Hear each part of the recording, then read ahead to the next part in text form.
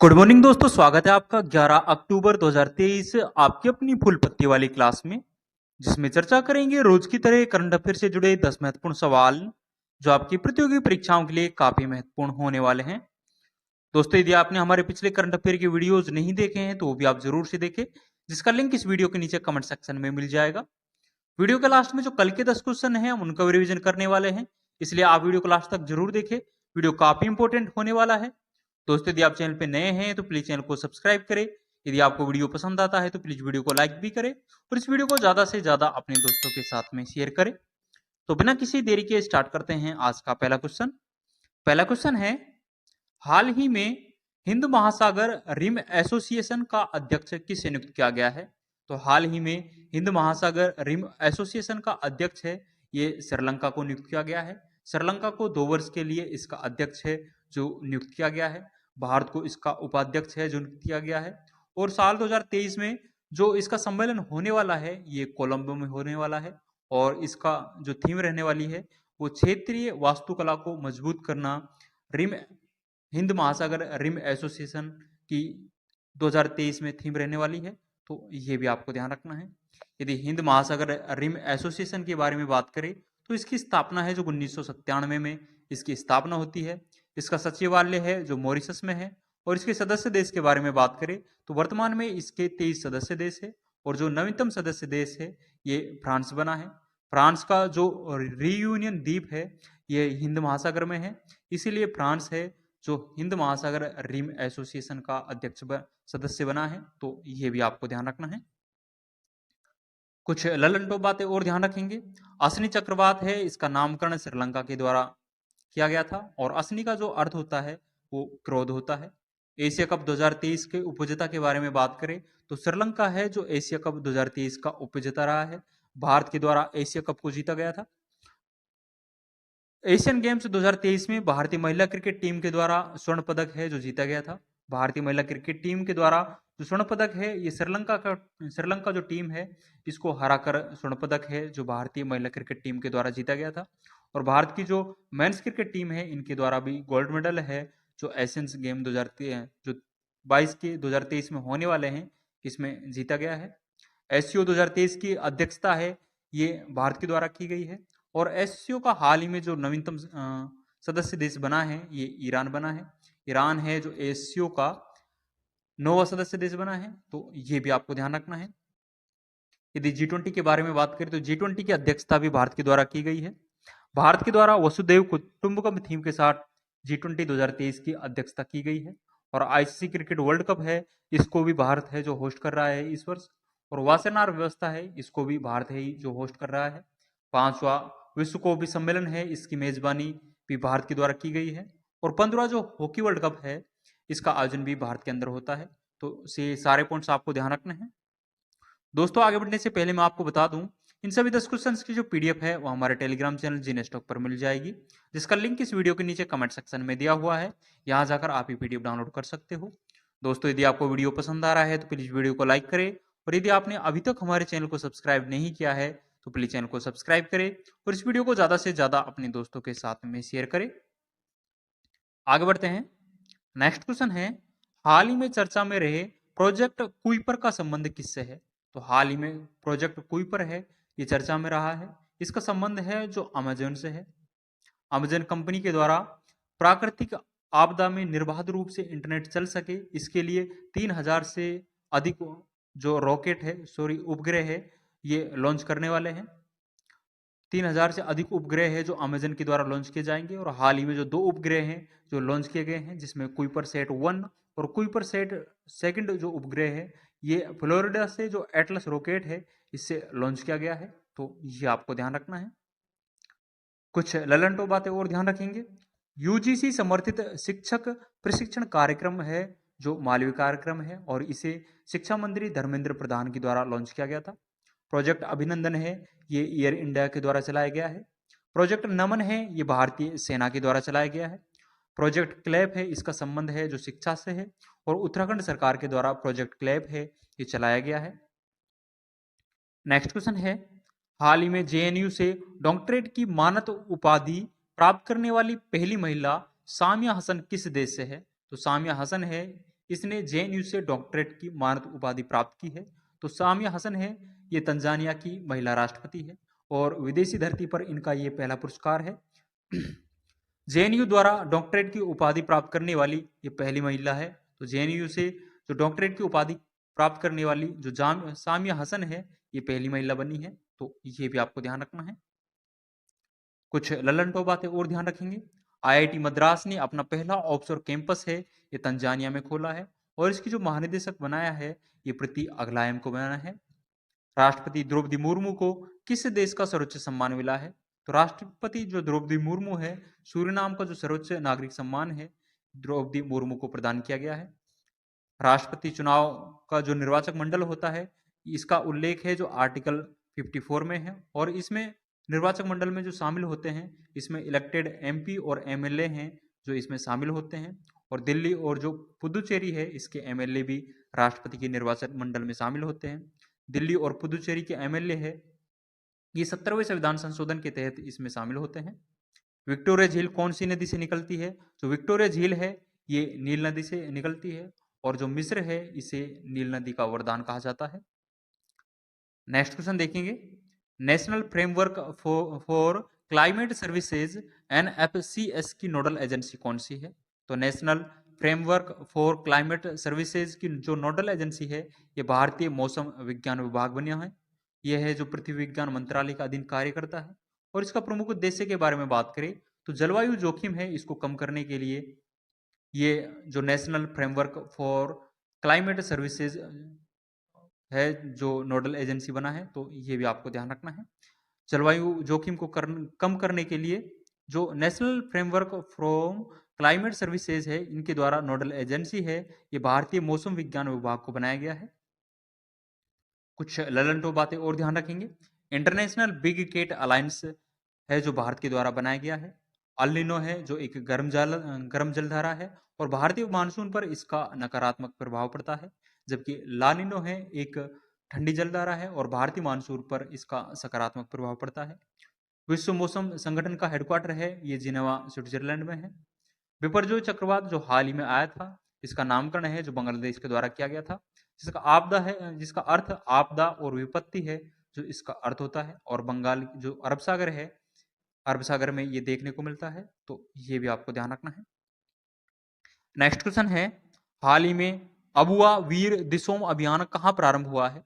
तो हाल ही में जो अबुआ वीर दिसोम अभियान है, ये झारखंड में प्रारंभ हुआ है।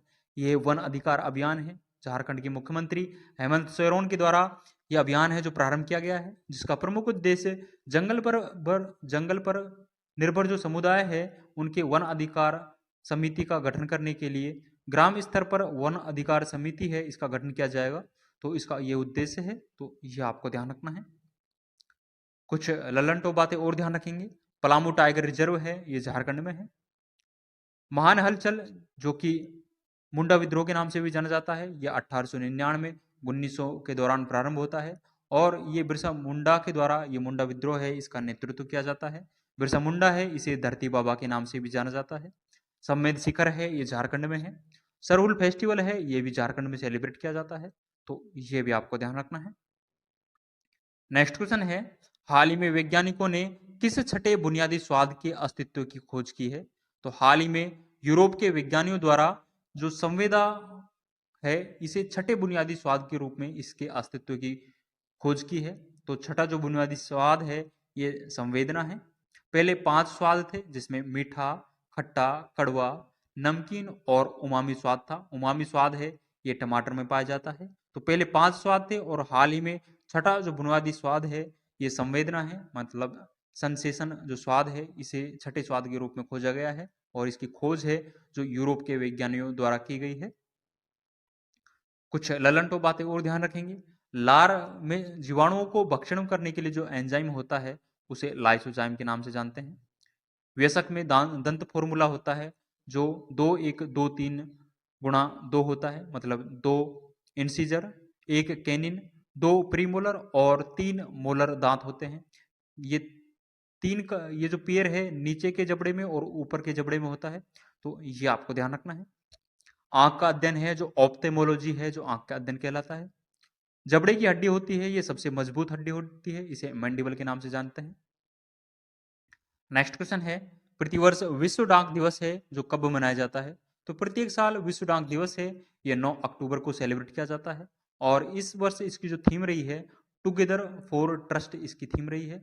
9 अक्टूबर को ये दिवस क्यों मनाया जाता है? तो बिकॉज 9 अक्टूबर 1874 को यूनिवर्सल पोस्टल यूनियन की स्थापना होती है, इसलिए 9 अक्टूबर को विश्व डाक दिवस के रूप में सेलिब्रेट किया जाता है।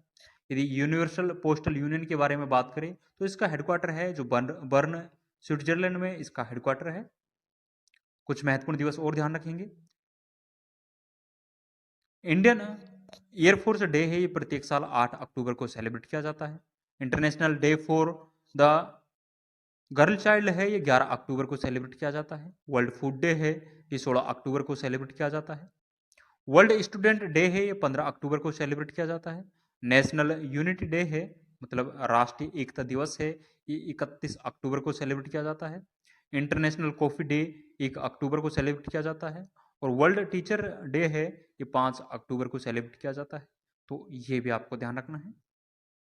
नेक्स्ट क्वेश्चन है, हाल ही में launch the book of life my dance with Buddha for success के लेखक कौन है? तो हाल ही में the book of my life my dance with Buddha for success जो बुक है, इसको लॉन्च किया है। इसके जो लेखक है ये विवेक अग्निहोत्री है। विवेक अग्निहोत्री है। द कश्मीर फाइल्स और द वैक्सीन वॉर जो मूवी है, इसके डायरेक्टर भी है। तो ये भी आपको ध्यान रखना है। कुछ महत्वपूर्ण बुक और ध्यान रखेंगे। न्यू लैम्प्स फॉर ओल्ड जो बुक है, ये अरविंद घोष की है। और लाइफ डिवाइन बुक है, ये भी अरविंद घोष की है।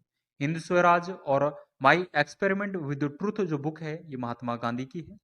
नील दर्पण जो बुक है, ये दीन बंधु मित्र की है। इंडिया विक्स फ्रीडम जो बुक है, ये अबुल कलाम आजाद की है। मैं नास्तिक क्यों क्यों हूँ, ये बुक है जो शहीद भगत सिंह की है। द इंडियन स्ट्रगल जो बुक है, ये सुभाष चंद्र बोस की है। तो ये भी आपको ध्यान रखना है। नेक्स्ट क्वेश्चन है, हाल ही में युवा मितान परिवहन योजना का शुभारंभ कहाँ हुआ है? तो हाल ही में जो युवा मितान परिवहन योजना है, इसका शुभारंभ है जो छत्तीसगढ़ में हुआ है। छात्रों को निःशुल्क परिवहन उपलब्ध कराने के लिए योजना प्रारंभ की गई है, जिसमें 50% राशि है जो राज्य सरकार वहन करेगी और 50% राशि है जो बस संचालक है ये खुद वहन करेगा। तो ये योजना है युवा मितान परिवहन योजना, ये छत्तीसगढ़ सरकार के द्वारा प्रारंभ की गई है। कुछ महत्वपूर्ण योजना और ध्यान रखेंगे। सांसद आदर्श ग्राम योजना है, ये 11 अक्टूबर 2014 को प्रारंभ होती है। प्रधानमंत्री जनधन योजना है, ये 28 अगस्त 2014 को प्रारंभ होती है। प्रधानमंत्री उज्ज्वला योजना है, 1 मई 2016 को महोबा उत्तर प्रदेश से प्रारंभ होती है। नीति आयोग का गठन है, ये 1 जनवरी 2015 को होता है। मिशन इंद्रधनुष योजना है, ये 25 दिसंबर 2014 को प्रारंभ होती है। और बेटी बचाओ बेटी पढ़ाओ योजना है, ये साल 2015 को प्रारंभ होती है। अंतिम क्वेश्चन है, हाल ही में छत्रपति शिवाजी महाराज के मध्ययुगीन हथियार वाघ नख को भारत लाने के लिए किससे समझौता किया गया है? तो हाल ही में छत्रपति शिवाजी महाराज का हथियार वाघ नख को भारत लाने के लिए जो समझौता किया गया है, ये ब्रिटेन के साथ किया गया है। वाघ नख का अर्थ होता है बाघ का पंजा, तो मतलब ये हाथ में पहना जाने वाला एक अस्त्र होता है। कुछ ललन टो बातें और ध्यान रखेंगे। छत्रपति शिवाजी का जन्म है, ये शिवनेर दुर्ग पुणे में होता है। और छत्रपति शिवाजी का राज्याभिषेक है, ये 1674 को रायगढ़ दुर्ग में होता है। छत्रपति शिवाजी महाराज के द्वारा जो सरदेशमुखी कर लिया जाता था, ये आय का 1/10% आय का 1/10 था।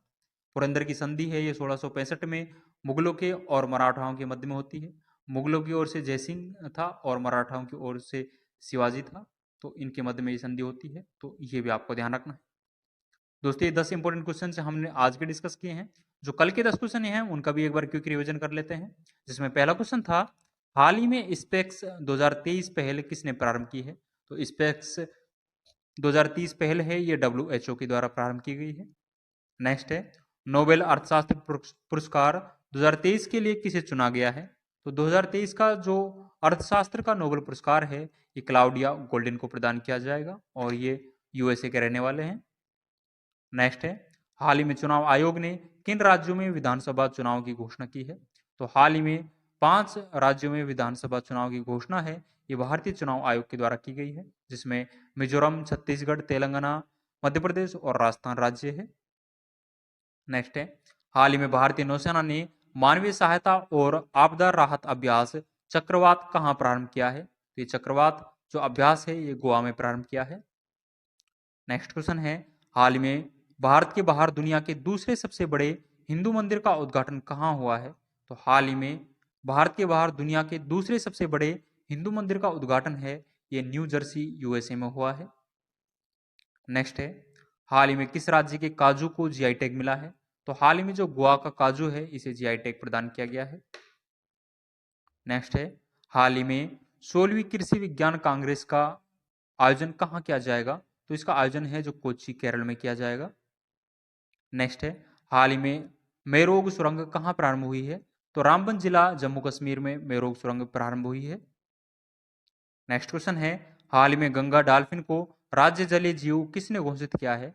तो उत्तर प्रदेश सरकार के द्वारा जो गंगा डॉल्फिन है इसे राज्य जलीय जीव घोषित किया है। अंतिम क्वेश्चन है, हाल ही में चर्चा में रहे समक्का सरक्का केंद्रीय जनजाति विश्वविद्यालय का संबंध किससे है?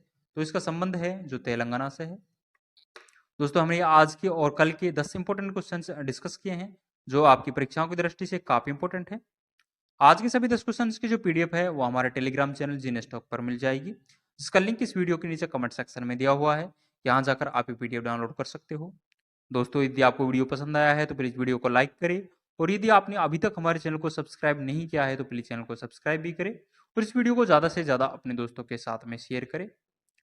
आज के लिए बस इतना ही, मिलते हैं नेक्स्ट वीडियो में। थैंक यू, जय हिंद।